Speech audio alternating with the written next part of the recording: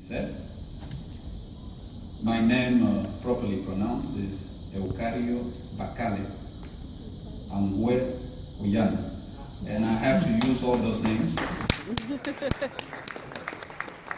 because I don't want to offend either my mom, my dad, or my granddad.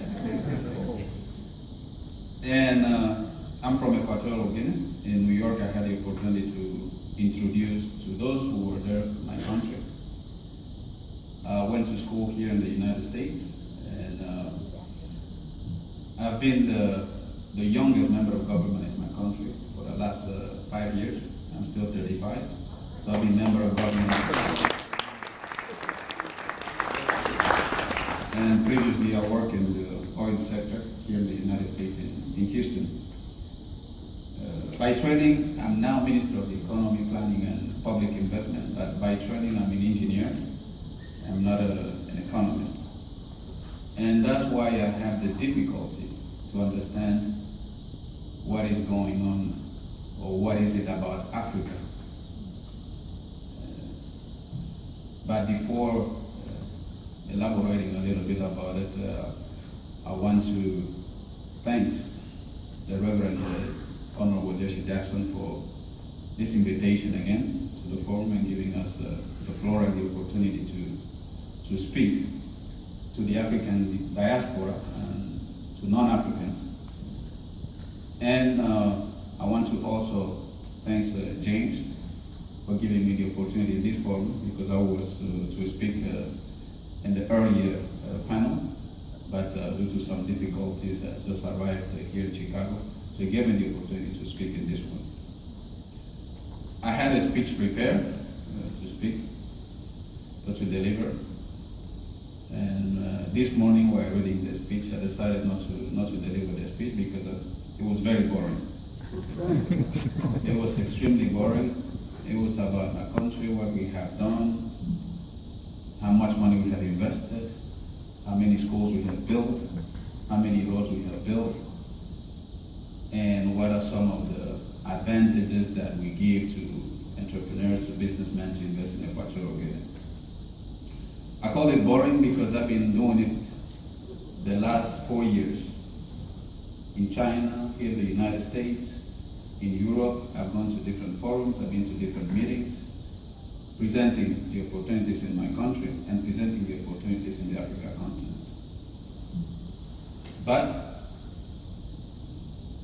investors still don't see it. That's why I'm asking, what is it about Africa? That's the question that I'm asking all of you, because I'm still not able to understand. If today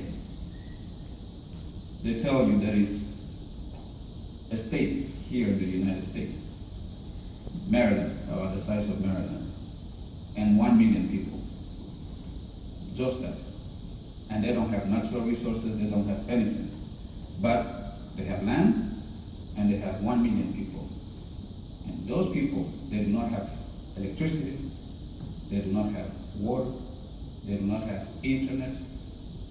Wouldn't you take your money, have you had money to invest, wouldn't you take your money and invest in that state to provide them with electricity, to provide them with water, to provide them with internet?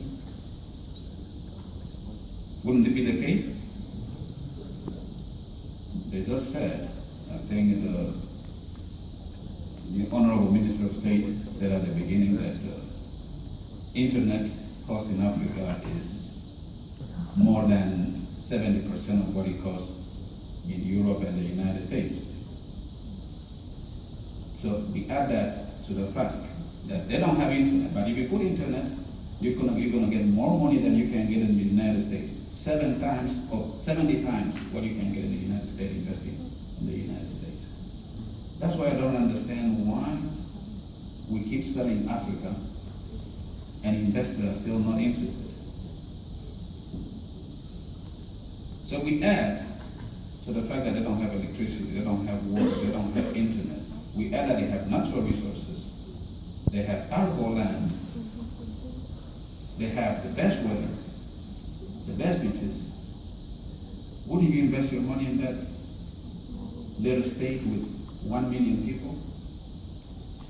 but we're talking, we scale it up. We're talking about a big country that has about 1.34 billion people, which is the country of Africa, as one US president called it. 1.3124 billion people that need electricity, they need roads, they need water, they need technology, internet.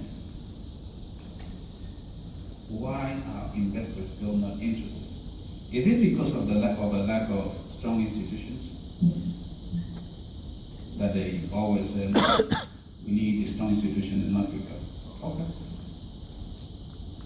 I read a little bit about the history of this country. And the West was the biggest land of opportunity in the United States. And they call it the Wild West. There were no institutions there. But people came from Europe to invest their time and their money in the West. There were no government. Each man was there for his own safety. But they came, they invested, and they made profit. In Africa, we have governments, we have institutions, they're weak. But we do have. Why is that investors are still not interested? Is it because our leaders are corrupt? Which leaders are not corrupt? Is the opportunity greater than the risk in Africa? Definitely yes. The opportunity is way larger, bigger than the risk. When was the last time in the Western world that someone became extremely rich billionaire in US dollars for selling or building a cement plant? When was the last time? The US or the West is making billionaires now out of technology, out of financial services. But in Africa, there's still the opportunity. We still have the opportunity. We all know Aliko Dangote in Nigeria. How did he make his money? Did he create Facebook? No. He used natural resources that were there, that are available now for whoever has the funding, the money, the financial needs. I keep going to, I'm the governor of my country to the World Bank, so I go to all the big meetings. And every time we have a meeting about Africa, the first thing they said, we don't say it, they said Africa is the last frontier. The opportunity is huge in Africa. Right beneath that, they said, but Africa needs energy and infrastructure in order to reach their potential. And then we come in and we say, okay, but we need money to invest in infrastructure and energy. And you guys have the money. And then they say, no, we cannot give you loans because you have to make structural reforms. I didn't write a speech, I was taking notes. My colleague also said that. As someone that is not an economist, I would love someone to explain to me what they call structural reforms. Because I've tried, I've read books, and every time you see someone from the IMF, the World Bank, or you hear him speak, I'm sure the world structural reforms will come up. So you're telling me that a country that does not have electricity, you have huge potential. You have probably 600 million people that do not have electricity. And you have $500 million sitting in a fund. And you have the ability to take those 500 million invested in power plants to provide electricity that would not be free, those people would actually pay for that electricity. We can see what happened to mobile phone usage in Africa. Is it free? I have two. And most Africans have at least two. We pay for it. It's not free. We will also pay for energy. We will also pay for our roads. So what is it about Africa? Why do we have to keep selling Africa when they have already said that Africa is the last frontier? When they have already recognized that the opportunity is greater in Africa? A young lady, they sent me actually this video 2 days ago. In my department, we have a group in WhatsApp. Me being young, so I had to go with the new technology. So I don't work with my colleagues or people that work with me. We don't work with letters and official letters. We work in WhatsApp, Facebook, and that's how we interact. So they post a video. One I think is my general director of the economy. He posted a video of a young lady in a convention in Germany, and the room was full of Westerners, Europeans and Americans, and she's mixed. So she asked a question. She's an economist from the best universities in the world, Ivy League, and she said that she still doesn't understand why 500 units of my currency, which is the franc CFA, is worth 1 unit of your currency, while we have the gold reserves, we have all the natural resources reserves. Why is it possible that 500 units of my currency is still equal to 1 unit of your currency? And I like the theme on this conference. We say from freedom to voting rights to economic justice. Economic justice for me means that resources should be allocated to where opportunities are greater. It doesn't necessarily, that's my personal view, it doesn't necessarily mean that I'm a capitalist, I'm not a communist. I don't expect to give free money to Africans. If the opportunities are greater in Africa, then why have the resources not been allocated to Africa? That's the real question.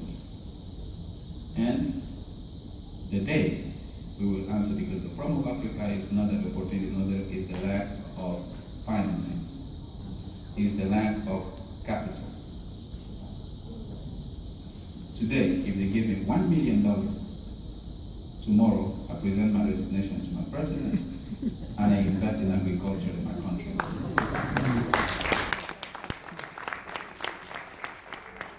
And I would explain to him that I will create more jobs than being Minister of the Economy. That I will contribute more to the well-being of my people than being Minister of the Economy. Because it's tough to run an economy where you plan in paper and then you don't have the resources to make it possible. Finally, I come from a country that in the last 15 years, I would say the last 15 years, has experienced we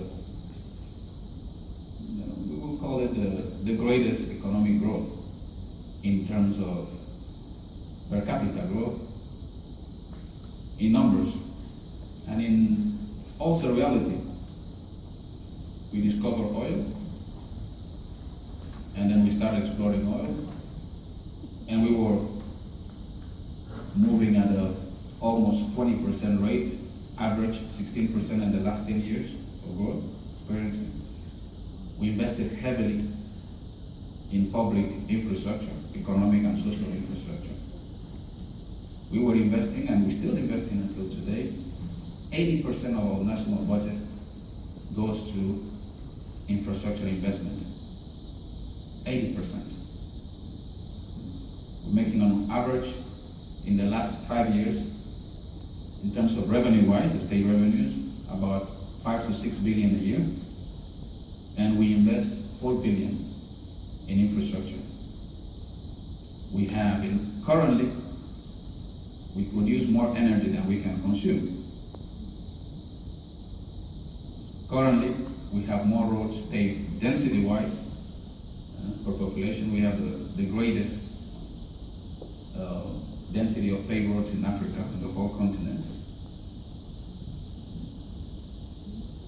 We've built 2 major ports. We've done everything that they say that Africa should do, but we're still not getting the investment, the private investment that we require. Since 2007, we said, okay, we want to diversify our economy. And we held a national economic conference. We invited the World Bank, we invited the IMF, we invited all of them. And they came. They said, okay, you guys have a lot of money from oil.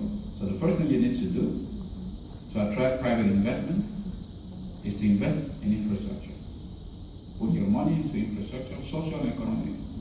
And we did it. 2008 to by 2012, we had 10% of our roads actually paved. By 2012, we have more than 90% of our roads paved. We have 1 small port, now we have 5 big ports. We have 2 small airports, now we have 6. We invested more than 100 million in ICT, $100 million.